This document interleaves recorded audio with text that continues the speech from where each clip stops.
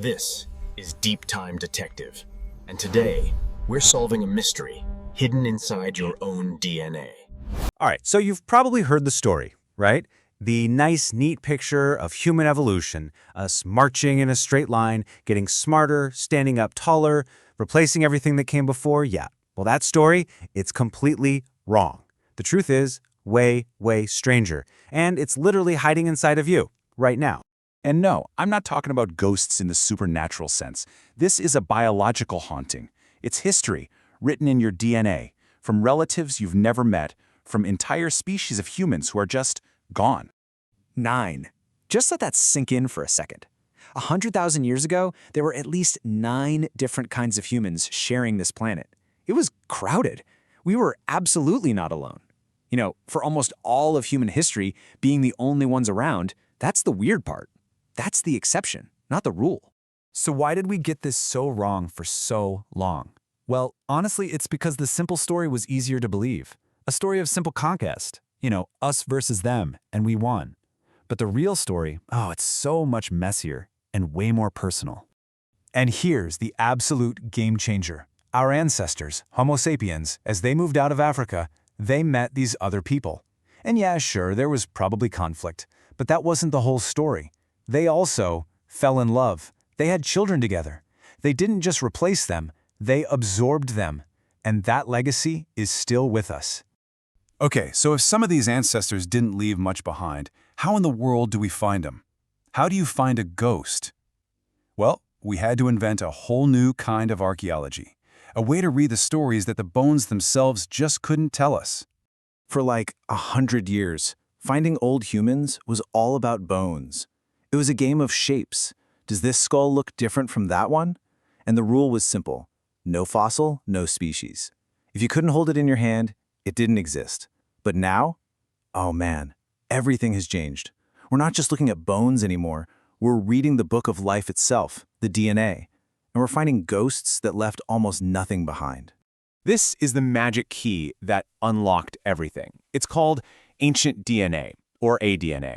And what it lets scientists do is pull the entire genetic blueprint out of a tiny, tiny speck of a tooth or a bone that's tens of thousands of years old. It's like finding a secret hidden library about the past. And it's how we finally started to read this book of the dead. And you know what? As soon as we opened that book, boom, we started meeting the family. The first relatives to step out of the shadows, well, they're the ones you've probably heard of, the famous ones, the Neanderthals. And this is where it gets really personal. If your background is European or Asian, listen up. About 2% of your DNA is not Homo sapiens, it's Neanderthal. And don't think of it as some dusty old attic code. No, that 2% is awake, it's active, it's part of what makes you you right now. And this isn't some trivial little thing either. That Neanderthal DNA can affect how your immune system works, your ability to fight certain viruses, the kind of hair you have, even how you experience pain. And please, forget the whole dumb caveman stereotype. That handprint you see, a Neanderthal made that 65,000 years ago. It's maybe the oldest art ever found. A simple, powerful message across time, I was here. Okay, but the next ghost, this story is just unbelievable. It all starts with a single, tiny piece of a child's pinky bone. That's it, found in a cave in Siberia. In the old days, it would have been cataloged and forgotten, but with this new DNA tech, it was an absolute bombshell. Because when they sequenced the DNA from that tiny bone, it wasn't modern human, and it wasn't Neanderthal. It was something else, something entirely new. They called them the denisovans. And for years, that's all they were. No face, no fossils, nothing. Just a sequence of letters on a computer screen. A true ghost species, built from pure information. And their legacy is incredible. Here's a perfect example. A gene that lets people live in the thin air of the Himalayas. That superpower, it came from the denisovans. Modern Tibetans inherited it. It's a gift from a lost world. See, we didn't just wipe them out. We inherited their survival kits. All right, so we've met the Neanderthals, who left us lots of bones, and the denisovans, who left us basically just a pinky bone and their code. But believe it or not, the story gets even spookier. We're about to meet the ultimate phantom, a species that left us no bones and no ancient DNA at all. Just imagine that for a second. An entire species of human. They live for maybe hundreds of thousands of years. They have their own way of life, their own world, and then they just vanish. Without a trace, not one single bone left behind. How could you possibly know they even existed? The answer is, you look for their shadow. A shadow left behind in the DNA of living people.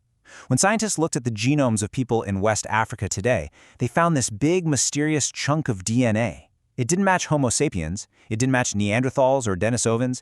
It was from a ghost population that split from our family tree a very long time ago. We have nothing from them except this echo, this shadow in the DNA of millions of people walking around right now. So all of this, it leads to a really big and honestly a kind of sad question. If this planet used to be this bustling place with all these different kinds of humans, where did everybody go? Why are we the last ones? Why are we alone? Well, there wasn't one big, dramatic moment. It was more of a long, slow fade. It almost ended for us, actually. Around 74,000 years ago, a supervolcano called Toba erupted and plunged the world into a volcanic winter. It nearly wiped us out. But the survivors, the ones who came back from that, they had something new, a kind of secret weapon. And it meant that the end for everyone else wasn't some big war. It was more like being slowly crowded out. And here's what that secret weapon was: the cognitive revolution. It's not that one of our ancestors was suddenly way stronger than a Neanderthal. They weren't. The difference was social. We figured out how to cooperate in huge numbers, how to share complex ideas, plan for the future. We didn't out-muscle our relatives. We out-networked them. We out-organized them. And over a long, long time, that made all the difference. So let's bring this all back home. What does this mean for you, sitting there right now? It means that any idea you had of being a pure human, it's a fantasy. It doesn't exist. You are not a single clean line. You are a collection of stories. You're an anthology. I mean, just look at your own genetic makeup. It's not one solid block. It's a collage. Yeah, the biggest piece is Homo sapiens, sure. But then you've got these other chunks in there. Pieces from Neanderthals, from denisovans. And then there's that question mark, that slice of unidentified ghost DNA. A mystery we're still trying to solve. So here's the bottom line. We are the last human species standing. Not because we were better or destined for it, but because of a crazy mix of luck, cleverness, and, well, love. We absorbed our relatives. You aren't a conqueror. You are a synthesis. You're a living, breathing library holding the stories of all these lost people. And maybe that's the most important thing to remember. This feeling of being alone on the planet, it's brand new for us. For almost all of history, there was always someone else looking back at us, another kind of human. They may be gone from the earth, but they are not gone from you. You are the chapter that comes after them. You carry their ghosts. And it just makes you wonder, what other phantoms are still hiding in our DNA, just waiting to be found? If you enjoyed this journey through deep time, like, share, and subscribe, and join us